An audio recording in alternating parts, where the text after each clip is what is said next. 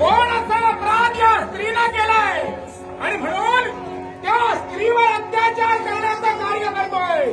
पण त्याला मला निघाव केला त्याला या पाहिजे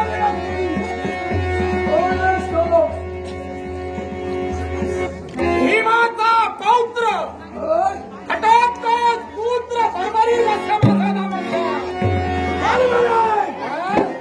आणि माझ्या मंगलानुवास हे खंडाला मला पूर्ण करायचंय आणि त्यांचा दावा पूर्ण करण्यासाठी मी माझ्या जीवनात खटतोय. हे रूपलेंद्र दानवान तुझा कर्तव्य सगळा बाजूला ठेव आणि पहिले हिचे चरण धर. पहिले चरण धर. बरोबर आहे. हिचे चरण धरण्यासाठी ते मी करतोय. हिचे चरण आणि सांगून ठेवतोय ओरडू नको.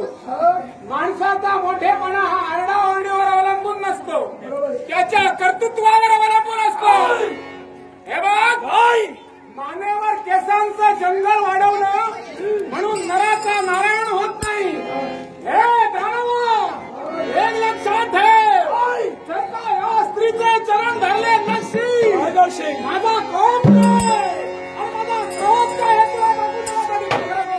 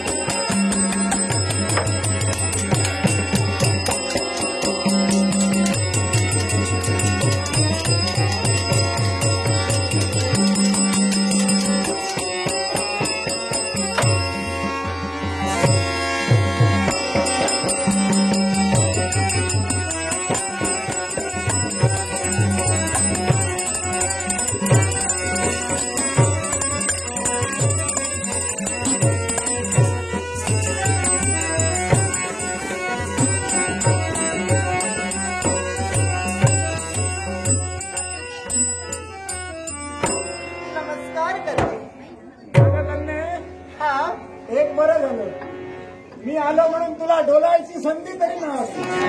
ही संधी मी वेळोवेळी पाहते. तुम्ही माझ्या समवेत येतच राहा. हा हीच माझी इच्छा आहे. किती छान डोलतेस तू. तर काय ग हा एक लक्षात ठेव काय ते अशी एकटी फिरत राहू नकोस. कारण एकटा फिरणार म्हणजे किती धोका आहे हे आलं तुझ्या पण लक्षात. आता मी ठरवलंय काय काय तुम्हाला माझ्या समवेतच घेणार आहे. हा? हो हो हा म्हणजे मंजूला हा? अशी वेडी वाकडी बोल नकोस. तर शब्दांचे खेळ करू नकोस हा आणि वरून वरून घारी सारखी घिरट्या मारू नकोस. जे काय सांगायचं असेल ते सरळ आणि स्पष्ट सांग. सांगू हा? सांगू सांग. पहा हा? पण हे पहा आधी माझे प्राण वाचवला माझे गाईचं रक्षण केलं. सांगा पाहू कोण आहात तुम्ही. हिमाचा पौत्र हा? हटकतोष पुत्र बरबरी बरोबरी या अरण्यात आमचं वास्तव्य आहे. हा माझी माता कामकंठका काय हिच्या समवेत या महिसागर तीर्थावर आमचं वास्तव्य आहे. महिसागर तीर्थावर. होय. वा वा वा वा धन्यवाद देते तुमच्या पराक्रमाला. काय ग तुम्ही जर नसता आता ओळखी करून घेतली. हा आता ओळखीचा फायदा घेणार की गैरफायदा घेणार. फायदाच घेणार हा? गैरफायदा घेणार नाही. हा? हा. मग तो कसा काय. सांगू तुम्हाला हा? सांगू हा? असे दूर राहून का बोलता हा? असे दूर राहून का बोलता मग काय करू. दूर असे जाऊ नका. मग? खरंच सांगते दूर राहून असा पाहून रे.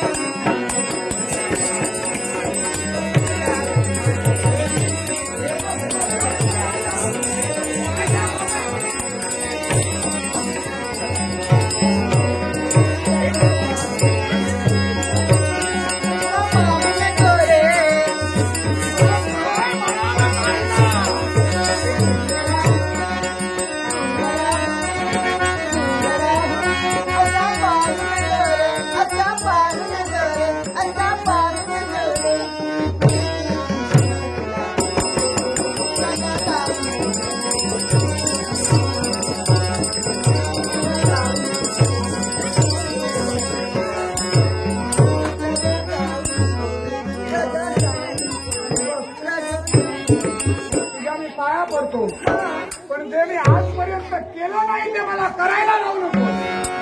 हे बघ काय झालं? आहे त्या माझ्या जागेवर ठीक आहे.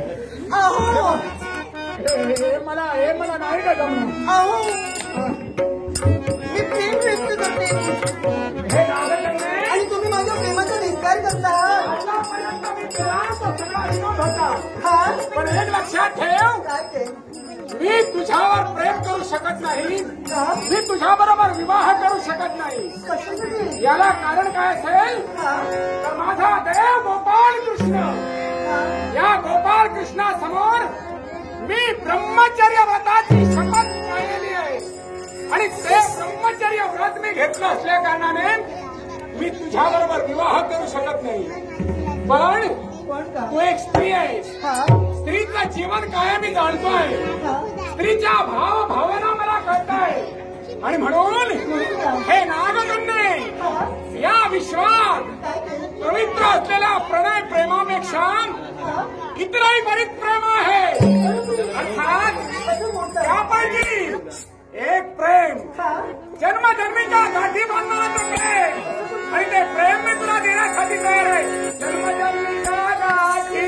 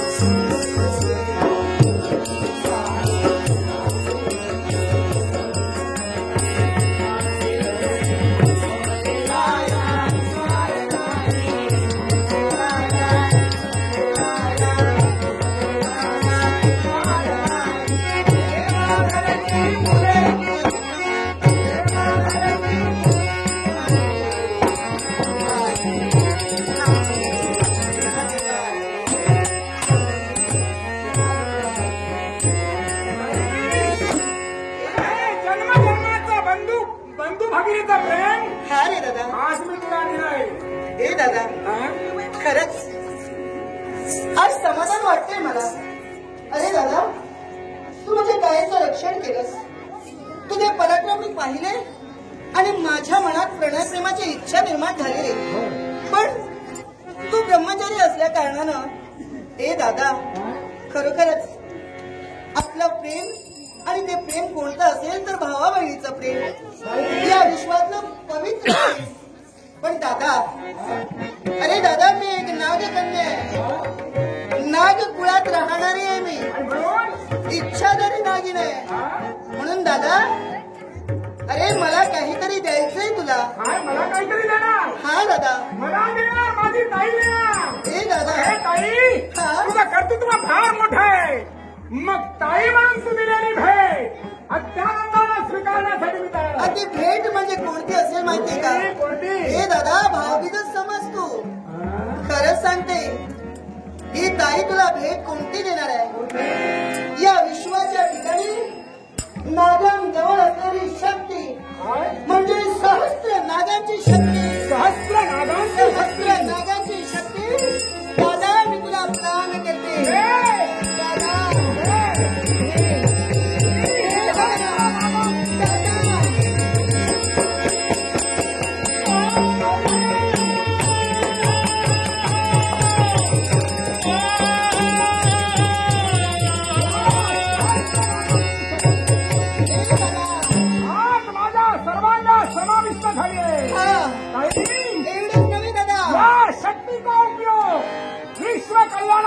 करेन एवढा मी तुला शब्द देतो. दादा एवढंच नव्हे तर अजूनही काहीतरी द्यायचंय तुला. हा दादा. आणि दादा काय माहितीये का, या विश्वाच्या ठिकाणी चपळ असणारा एक पशु कोणता असेल तर श्वेत वर्णाचा अश्व. हो हो विश्वासू प्राणी म्हणून जग त्याला ओळखलं जातंय. असा गगन संचारी अश्व अश्व मला प्रदान करणार. पाहणारा अश्व मी तुला प्रदान करणार आहे. मी तुला प्रदान करणार आहे. काही नाग करणे हा तुझा अश्व आणि ही नाग शक्ती घेऊन या विश्वात मी अखंड भ्रमंती करत राहील. अखंड भ्रमंती करत राहील. डॉक्टर गो श्रुत आनंद कोरगावकर यांनी माझ्या कलेचा बहुमान केलाय. आनंद कोरगावकर धन्यवाद. खूप खूप आभार. तसेच नाट्य शिकव मितांश नारायण खानोळकर